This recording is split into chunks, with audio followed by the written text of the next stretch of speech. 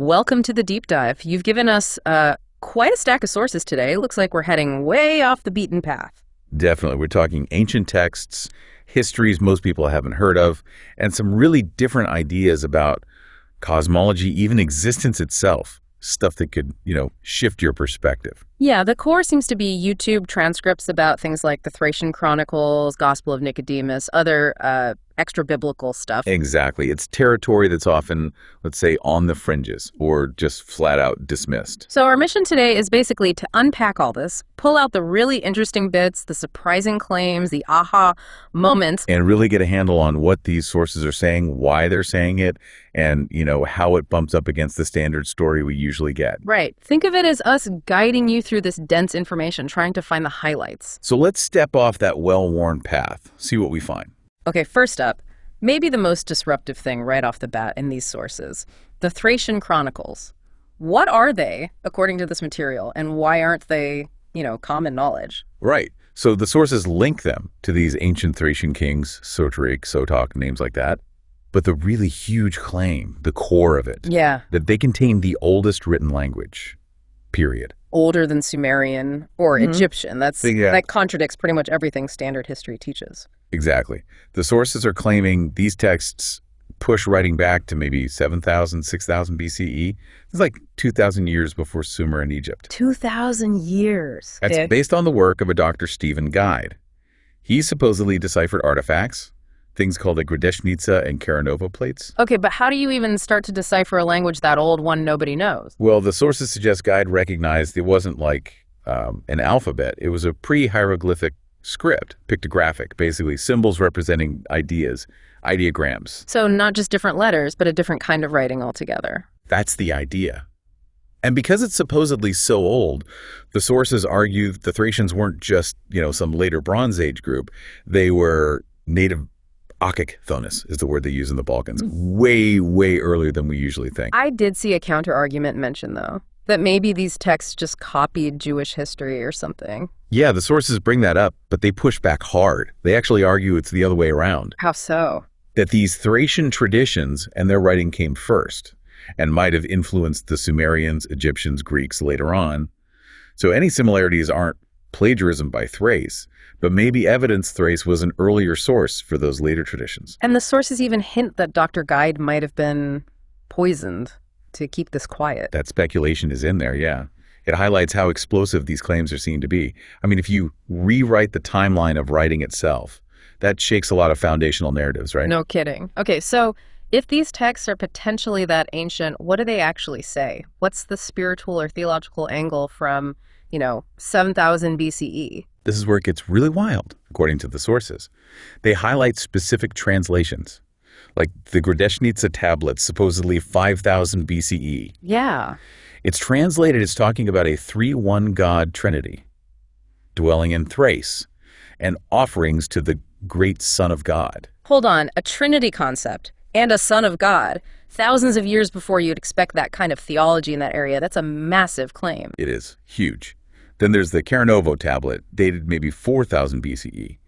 The translation talks about earthly versus divine realms, death and resurrection, separating them. Okay. It mentions initiated people becoming divine, leaving falsehood, finding truth, ruling justly. The sources point out how similar this sounds to Orphic ideas, but like thousands of years earlier. Suggesting a really long continuity of belief there. Potentially, yeah. And then there's this text called the Book of Adam and Eve, which the sources identify as Thracian. What does that one say? The first chapter apparently describes God using names like Newton, Rhea, and Isis, again hinting at a trinity located in Thrace. It talks about a garden, a paradise, created before the world's foundation, with a river of life. And Isis. Is that meant to be the Son of God figure? That seems to be the implication. Yeah. And this leads to probably the most stunning claim in the sources based on these texts. Go on. They propose these ancient Thracians, through texts like this, knew about Christ, who they called Isis, the sacrificial lamb, right from the day of the creation of the world. So, knowledge of Christ millennia before the fact. That's the core insight presented, that the understanding and prophecy existed way, way earlier than conventional history allows. The sources also link Thrace to Egypt, don't they? Yeah, in a surprising way. They claim First Dynasty Egyptians actually learned speech and writing from Thracians. They reference an Egyptian king, Tizer or Djir.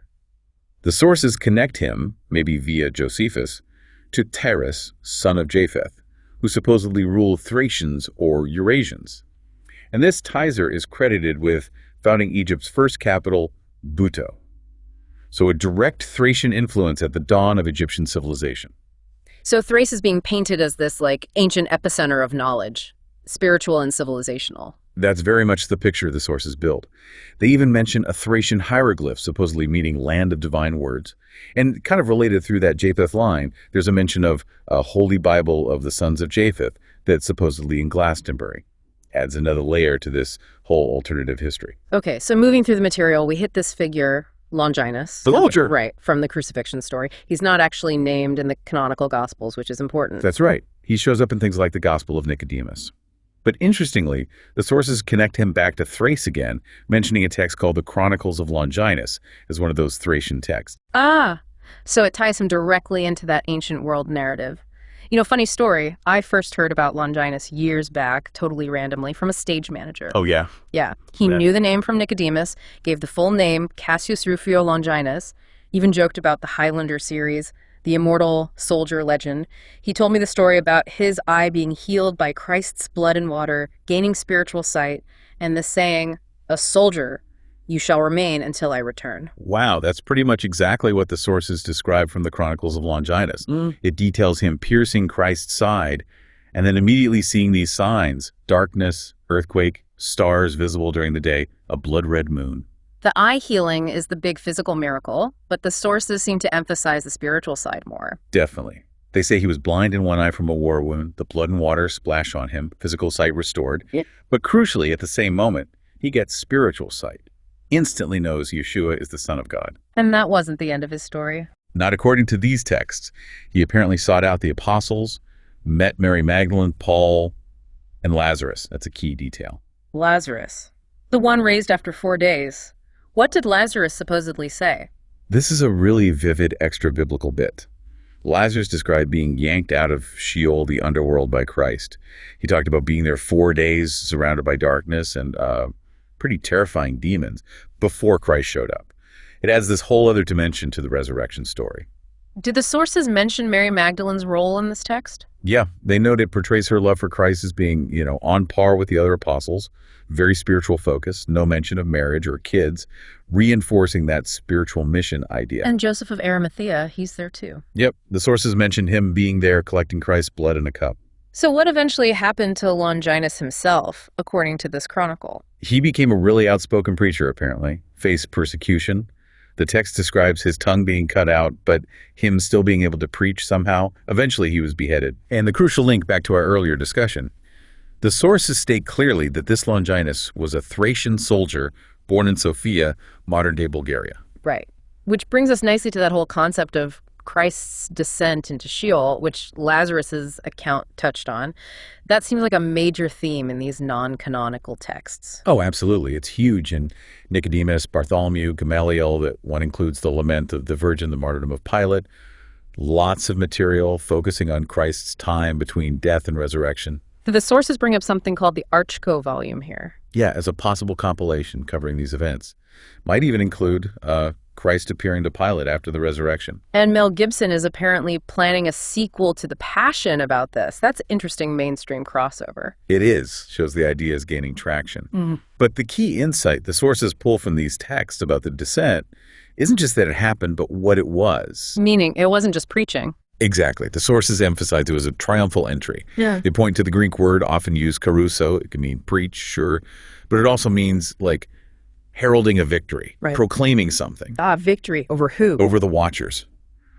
The Nephilim, the fallen angels from Genesis 6, basically. The interpretation in these sources is that they were bound in Tartarus, the lowest part of Sheol, after they tried to corrupt humanity and, crucially, stop Christ's bloodline from ever happening. So Christ's descent was like a final victory lap, mocking their failure. That's the picture painted, defeating and mocking them. And this ties into a really ancient prophecy the sources mentioned. What prophecy is that? That these texts claim Christ told Adam and Eve, way back when they were kicked out of paradise, that he would eventually be born from their line, die, and then come down to Sheol to rescue them. Because in this view, everyone went to Sheol before his resurrection. Okay, let's shift gears a bit. Another really complex, maybe challenging idea in these sources is pre-existence, the whole concept of where we come from before we're born. Right. And the sources point to a specific text for this, the Chronicles of Jeremiel, a passage called Formation of the Child. It gives this incredibly detailed account. Walk us through that. It sounds very different. It really is. It starts, according to the text, with an angel named Lila. God tells Lila to take the male seed, break it into 365 particles, tiny bits, and bring it before God. Then God decrees the child's fate. Decrees like predestination. Kind of, but it's more interactive. Mm-hmm. God decides strong or weak, male, female, rich, poor, even righteous or wicked. Then God signals another angel, the one in charge of spirits, to bring a specific spirit from, like a holding pool in the Garden of Eden. A pool of spirits. Yeah, the text claims all human spirits were created back at the world's creation, waiting. And is the spirit happy about this? Ready for life? No, completely the opposite. The text describes the spirit arguing with God, saying something like, Lord, I'm happy where I am. I've been here since creation. Please don't make me go into that impure body. I'm holy and pure. Wow. That's a strong reaction. Resistance to being born. Yeah. But God insists. It says the new world is better. This is what the spirit was made for. Then God forces the spirit into the developing being against its will. It even enters the womb against its will. So coming into physical life is portrayed as totally involuntary. That's the picture. And while in the womb, two angels watch over it. There's a light on its head, and it can see the whole world end to end. See the whole world. And more. The sources say the text describes the angel taking it to the Garden of Eden in the morning, shows it the righteous people, explains they're there because they kept God's laws, tells the spirit it can achieve that too. Then in the evening, it's taken to Gehenna, hell or punishment. Sees both destiny. Right, sees sinners being punished for not following the commandments. It's told, look, you have to leave this world eventually. The angel even shows it all the places it will walk in life and the place where it will be buried. So it gets a full preview, good and bad. Sees it all. Then it's put back in the womb, the light goes out, and poof, it forgets everything. Rebirths itself. Born against its will. Cries because it forgot everything it just saw and learned. Then the text describes life progressing through these 7 stages, these worlds. Uses metaphors. King in infancy, then swine, kid, horse, ass, dog, and finally ape in old age. A less than flattering progression. Yeah. Leading up to death. Yes. And when death comes, the same angel shows up again. The soul is distressed, asks why the angel is there, weeps a sound apparently only a rooster can hear. And the angel basically says, didn't I tell you, against your will you were created, against your will born, against your will you live, against your will you die, and against your will you will give an account. Man. So if the whole process is involuntary and seems kind of rough, what's the point? Why are we here, according to this text? The core message the sources pull out is that the sole purpose is to know the Messiah, the Savior, and get salvation, eternity through him. Everything else, careers, money, all that is secondary or meaningless in comparison. How does this whole formation of the child narrative tie into the bigger idea of preexistence then? Well, the sources presented as pretty explicit evidence for spirits existing before birth. They connect it to Bible verses people often use for this idea, like Ephesians 1.4, being chosen before the foundation of the world. Jeremiah 1.5, too. Before I formed you. Right, Jeremiah 1.5. Before I formed you in the womb, I knew you. And Romans 9, the whole Jacob and Esau thing, chosen or not, before they were even born or had done anything. Does this link back to that war in heaven idea, maybe? Choices made before we got here? That's an interpretation floated in the sources, yeah. That maybe our preexistence, maybe even some of that predestination relates to choices or maybe even indecision during some prior spiritual conflict, like the war in heaven. There's a book mentioned, Skyfall, the Angels of Destiny, that apparently explores this. But the sources are careful not to make it sound like cruel, random predestination. Exactly. They really stress there has to be free will involved somehow. They use an analogy. God's plan is like a blueprint, maybe with some fixed points, but you still choose the paths you take within that structure. So incarnation is like a proving ground. That's the idea presented. A proving ground related to those prior choices, or maybe lack of choice. And this could tie into original sin being maybe more complex than just Adam and Eve, maybe involving our own pre-existent state. Okay, this detailed view of origins leads to another major concept discussed in the sources. This idea of the serpent seed and a great contest. Yeah, this is presented as kind of the underlying conflict driving history. It's based on an interpretation of Genesis 3.15. The verse about enmity between the serpent seed and the woman's seed. Exactly. The sources take this not just metaphorically, but as a prophecy about two literal opposing bloodlines or seed lines in conflict throughout history. They link it to the parable of the wheat and the tares, good seeds sown and bad seeds sown by the enemy. Was this interpretation common in the past? The sources claim it was actually pretty prevalent in ancient Hebrew writings, among rabbis, in commentaries, right up through the early centuries CE, maybe 2nd or 3rd century. Do they give examples of who might be associated with this serpent seed line? Within that framework presented in the sources, figures like Cain, Ishmael, Esau, Canaan are sometimes pointed to as examples. And how do the sources bring this ancient idea into the modern day? What's the connection now? They draw lines to things like the idea of a new world order, certain influential families or groups, seeing them as modern players in this ancient conflict, like the continuation of that enmity from Genesis playing out now between these bloodlines. Okay. It's definitely presented as a very complex and, often controversial idea. We're just relaying how it appears in the material you provided. Understood. Now, shifting focus slightly, but still challenging norms, the sources also get into cosmology. They push back pretty hard against the standard heliocentric globe model. Yeah, this is another big paradigm clash. They argue for a different model based on a literal reading of certain biblical descriptions. Like the firmament we talked about earlier. Exactly. Genesis 1, Amos 9.6. Yeah. They argue the Hebrew word rakia and the Greek stereoma means something solid, hammered out, a rigid structure, not just empty space or an atmosphere fading into vacuum. What specific arguments do they make against the globe model? If you raise a few points, like how can an atmosphere with pressure exist right next to the vacuum of space? They cite the principle nature abhors a vacuum. They question gravity. How does it hold down massive oceans but not, say, a butterfly? And they challenge the Earth's supposed curvature, pointing to observations of distant objects that should be hidden by the curve but apparently aren't. The sources use pretty strong language about the standard model. They do. They basically call the Copernican heliocentric model lies or deception. And they also critique how people often react to these alternative cosmology ideas. Yeah, they observe that people often dismiss things like flat Earth instantly without actually looking at the arguments. They call these programmed responses. Like what kind of responses? Common things like, what about time zones? Or pointing to photos like Felix Baumgartner's jump, which the sources argue are easily explained differently or are misinterpreted. The insight they're pushing is that maybe the resistance isn't just about evidence, but a kind of refusal to even consider shifting the paradigm. And how does this whole cosmology debate tie back into the bigger spiritual picture we've been discussing? What's the connection? This is presented as absolutely crucial.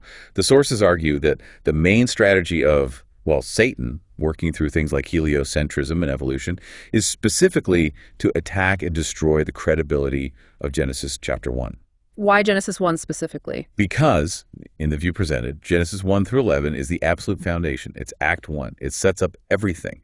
Creation, God, humanity, the fall, sin, the conflict, the lineage leading to Abraham. So if you can discredit the beginning, then the rest of the story starts to unravel. The need for a Messiah, the whole biblical narrative, seems less credible or even pointless if the foundational account of origins and the cosmos is seen as wrong or mythological. The insight is that controlling the story of where we came from and what this place is key to controlling the entire spiritual narrative. Wow. We have definitely covered a lot of ground here. From these potentially super ancient texts to Longinus, pre-existence, cosmology. It's a lot to take in. It is. It's a challenging landscape for sure. But maybe the value is in the challenge, right? These sources throw completely different perspectives on history, theology, cosmology out there. They certainly make you think, maybe question some assumptions. Yeah, they offer alternative takes on things like predestination, creation, the afterlife. They introduce whole narratives like the detailed Longinus story or that formation of the child account that you just don't encounter in standard studies. The insight is really about the sheer amount of potentially overlooked information that might be out there. So why should you, the listener, care about digging into sources like this? What's the relevance? Well, for one, it's a way to get up to speed quickly on some really obscure, complex topics. It's packed with those potential aha moments, those surprising claims that might just crack open how you see things. And encourages critical thinking. Absolutely. Makes you ask, where does the standard narrative come from? Could there be lost knowledge, suppressed knowledge? How much do these alternative histories or spiritual views actually change things if they have some truth to them? The sources themselves really hammer home that need for independent thought, keeping an open mind. They do. And it's interesting how exploring these kinds of seeds of hidden or forgotten knowledge can sometimes spark other things, like your TV project weaving these left common themes into creative work. Yeah, it's about finding stories and meaning in places off the main road. And the sources also touch briefly on that idea of a direct personal connection, hearing God's voice, maybe outside the strict lines of an established canon. Which kind of brings it back to the individual journey of seeking truth, doesn't it? It does. Well, this deep dive certainly took us on a journey. We went from the Thracian Chronicles and their truly stunning claims about age and knowledge, through Longinus's life and testimony, into these challenging ideas about pre-existence, the war in heaven, different cosmologies, and this ongoing great contest. It's definitely a complex web of interconnected ideas the sources present. And yeah, they fundamentally challenge a lot of mainstream historical, religious, and scientific narratives. Leaves you with a lot to chew on. For sure. So maybe here's a final provocative thought for you to consider. If the conventional timeline of history and the standard model of the cosmos we're taught are potentially based on incomplete, or as these sources suggest, maybe even misleading information, what other fundamental beliefs about who we are, where we came from, and what our reality is might need a serious reexamination through the lens of some of these ancient, lesser-known, challenging texts? Definitely something to think about.